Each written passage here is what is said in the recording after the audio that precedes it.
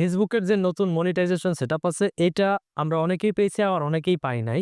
তো যাদের মূলত ফেসবুক কনটেন্ট মনিটাইজেশন আছে অথবা ইনস্টাগ্রাম অ্যাড মনিটাইজেশন তারাই কিন্তু এটা পেয়েছেন, অথবা যাদের মনিটাইজেশন নাই তারাও কিন্তু পেয়েছেন। আপনাদের ফেসবুকে ফ্যান ফলোয়ারের সংখ্যা বেশি থাকলে কিন্তু আপনারা এই সেটআপটা মূলত পেয়েছেন।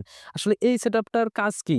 ক্রিয়েটর স্টোরি ফ্রন্ট এটার কাজ কি? এটার কাজ হলো আপনার স্পেশাল যদি কোনো ফ্রেন্ড থাকে অথবা আপনার স্পেশাল কোনো ফ্যান্স ফলোয়ার থাকে, আপনার কাছ থেকে ডলার পে করে একটা ভিডিও নিতে পারবে, অথবা আপনি যদি স্পেশাল কাউকে গিফট করতে চান, যেকোনো একটা ভিডিও হতে পারে, আপনার বার্থডে গিফট অথবা যেকোনো একটা উইশ করতে চান ভিডিও, তো সেক্ষেত্রে আপনি তাকে এই ভিডিওটা উইশ করতে পারবেন অথবা সে আপনার কাছ থেকে ডলার পে এর মাধ্যমে ভিডিওটা নিতে পারবে। মূলত এটাই হলো এর আর্নিং সিস্টেম। তো আমরা কিভাবে সঠিক নিয়মে সেট আপ করবো সেটা আমরা এখন দেখবো। স্ক্রিনে থাকা ডিসপ্লেতে আপনি দেখতে পাচ্ছেন এখানে সেট আপ অপশন আছে, অ্যাভেলেবেল টু সেট আপ।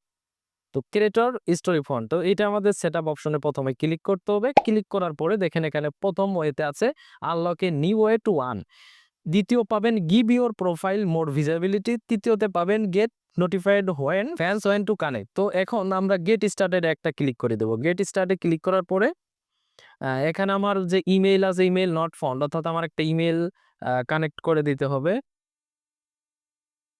এবং আমার প্রাইমারি মোবাইল নাম্বার তো আছে। আমি কন্টিনিউতে ক্লিক করলে আমাদের ইমেইল দিয়ে দেবে। তো এখানে প্রাইস দেখেন, এখানে প্রাইস রেঞ্জ আছে যে আপনার ভিডিওটা যদি কেউ কিনতে চায় আপনার কাছ থেকে, তাহলে সেই ভিডিওটা প্রাইস কত হতে পারে। এখানে উপরে আছে setup your virtual experience and হলো you can option hour of allowing requested hour manage your price per request any time through your professional dashboard. অর্থাৎ আপনার যে ভিডিওটা কেউ নিতে চাবে বা আপনার ফ্যান ফলোয়ার যদি আপনার কাছ থেকে যেকোনো একটা ভিডিও নিতে চায়, তাহলে সেটার প্রাইস কেমন হতে পারে। এখানে প্রাইস সিলেক্ট করার অপশন আছে। আমি নরমালি $5 দিতে পারি। যদি আমার কাছ থেকে কেউ ভিডিও নিতে চায় তাহলে $5 পে এর মাধ্যমে নিতে পারবে। কন্টিনিউতে আমি একটা ক্লিক করব।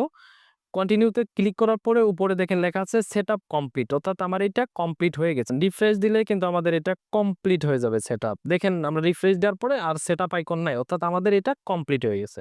তো thank you for watching this information video. এরকম ইনফরমেশন ভিডিও পেতে আমাদের ইউটিউব চ্যানেলটা সাবস্ক্রাইব করুন এবং আমাদের পেজ অথবা প্রোফাইলে থাকলে অবশ্যই আমাদেরকে ফলো এবং লাইক কমেন্ট কিন্তু করতে ভুলবেন না।